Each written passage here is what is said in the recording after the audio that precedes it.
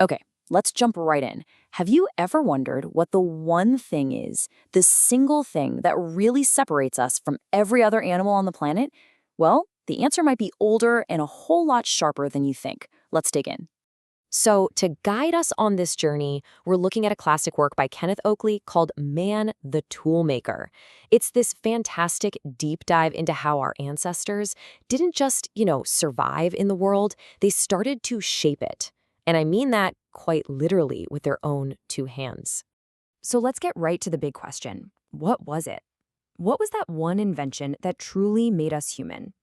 You might think maybe fire, language, farming.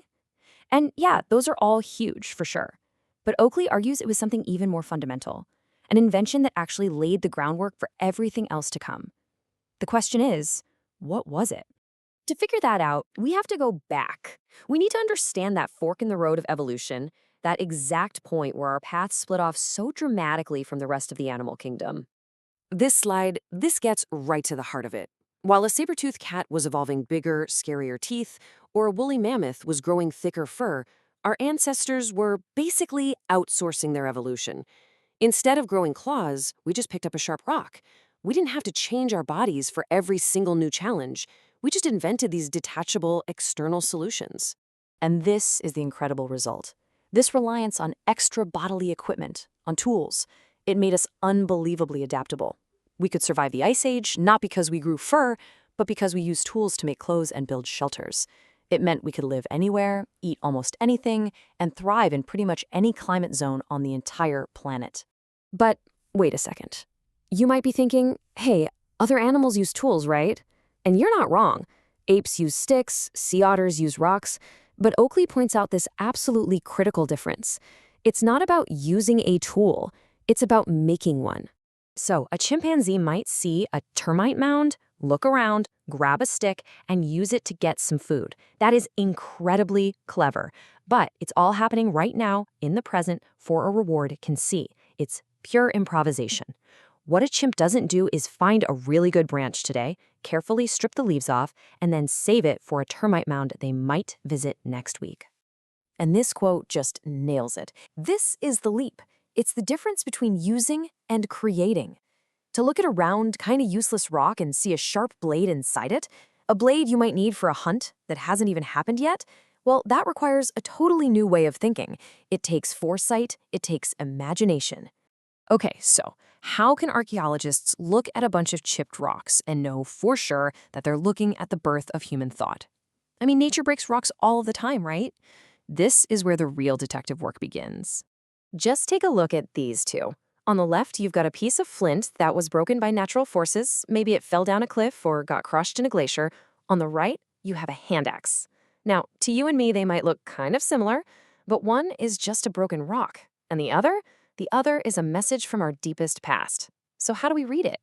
The secret is actually in the physics.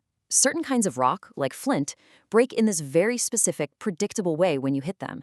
It's called a conchoidal fracture. Think of the way a pane of glass chips with those curved shell-like ripples. Our ancestors didn't have physics textbooks, but through endless trial and error, they became absolute masters of this property, learning how to control exactly how the rock would break. And there it is, the smoking gun. When a human hits a piece of flint with another stone to knock off a flake, the force travels through the rock and creates this unmistakable bulge right below the point of impact. It's called the bulb of percussion.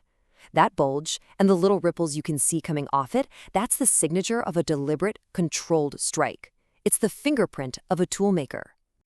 Creating that first sharp edge was a revolution, no doubt. But its real power was that it wasn't just an end product. No, it was the key that unlocked a whole new universe of materials and possibilities. This image shows it perfectly. You've got a specially shaped piece of flint, a spokeshave, being used to carefully shape a piece of wood into a spear. The primary tool, the stone, is being used to create a more complex secondary tool from a totally different material. This is the start of a technological feedback loop. And this is how that snowball just started rolling and getting bigger and bigger. A sharp stone lets you shape wood into a spear. That spear lets you hunt bigger animals. And those animals give you not just meat, but bone, which can then be worked by another stone tool into things like needles or harpoons. Each invention just opens the door for the next one. So let's bring this all back home. That first shaped stone, it was so much more than just a sharp object. It was a revolution in thinking made physical. The key word there is systematic. It's not about making a tool once by accident. It's about making them to a standard pattern, again and again and again. That is proof of abstract conceptual thought.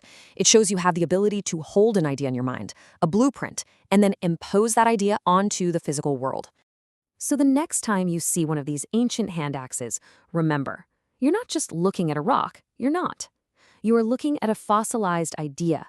It's the concept of symmetry, of function, of planning for the future, all held in the mind of an ancestor 1,000,000 years ago, and then perfectly executed in stone. That is what made us human. That fossilized idea, held in a simple stone tool, went on to reshape our hands, our minds, and eventually the entire planet. And that leaves us with a pretty deep thought to end on. If that first technology set the course for what humanity is, where is our technology taking us now?